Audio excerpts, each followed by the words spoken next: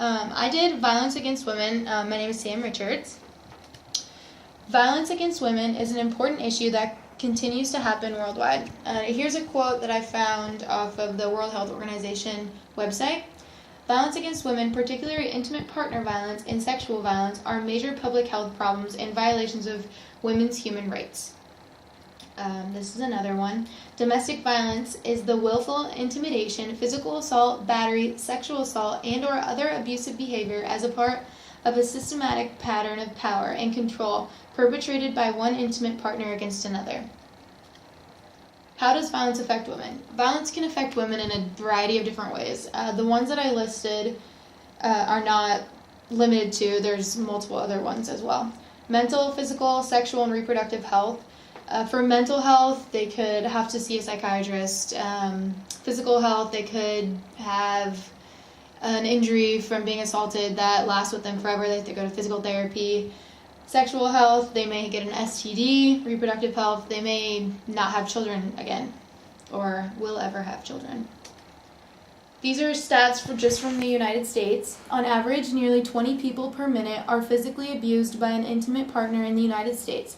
During 1 year, this equates to more than 10 million men and women. On a typical day, there are more than 20,000 phone calls placed to domestic violence hotlines nationwide. So when I calculated it out, that was about 15 calls per minute. Only 34% of people who are injured by intimate partners receive medical care for their injuries. 1 in 3 women and 1 in 4 men have been victims of some form of physical violence by an intimate partner within their lifetime. 72% of murder-suicides involved an intimate partner. 94% of the victims were female. Victims of intimate partner violence lose a total of $8 million of paid work each year. And I thought that was a pretty important fact, that 8 million days, or $8 million that's a lot of money, and they're not going to get that back. South Carolina is considered the most, the woman beater state, apparently. According to Meg Kinnard, South Carolina is said to be the number 1 for deadly violence against women.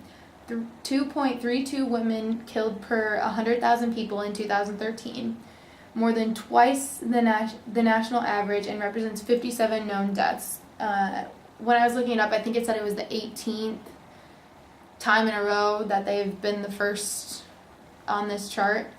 And the year before, they had 50 known deaths.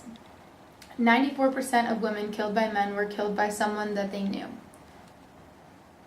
These are worldwide stats that I found on the World Health Organization. Global estimates published by World Health indicate that about 1 in 3 women worldwide have experienced either physical and or sexual intimate partner violence or non-partner sexual violence in their lifetime. Most of this violence is intimate partner violence worldwide. Almost 1/3 of women have been in a relationship reported that they have experienced some form of physical and or sexual violence by their intimate partner in their lifetime. Globally, as many as 38% of murders of women are committed by a male intimate partner. Root causes of violence. Again, these are just to list a few. There are multiple more causes. Lower levels of education, exposure to child maltreatment, witnessing family violence, antisocial personality disorder, harmful use of alcohol, having multiple partners or susceptible or suspected by their partners of infidelity, attitudes that are accepting of violence, and gender inequality. So again, these are not just of the perpetrator, they're also of the victim.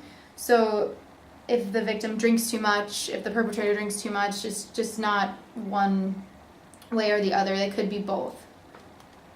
What can we do? There are multiple things that we can do, but here's just a list of few, and then on the next slide I have what the World Health Organization thinks we should do. We need to develop policies that address discrimination against women, promote gender equality, support women, help to move towards more peaceful cultural norms. So these are the recommendations that the World Health Organization gives to promote women being not a dominant species, but like more in the culture and less violence against women. Strengthening research and research capacity to assess interventions to address partner violence. Undertaking interventions research to test and identify effective health sector interventions to address violence against women. Developing technical guidance for evidence-based intimate partner and sexual violence prevention and for strengthening the health sector response to such violence. Disseminating information and supporting national efforts to advance women's health and rights and the prevention of and response to violence against women. Supporting countries to strengthening the health sector response to violence against women, including the implementation of WHO tools and guidelines. Collaborating with international agencies and organizations to reduce and eliminate violence globally. A lot of their facts are just basically that we should do more research on these topics and we should actually portray the stats and show people what is actually happening around the world. In conclusion, women have been violated far before our time. It's a growing issue and will continue to grow if we do not make the necessary changes. Our goal is a future with less violence against women.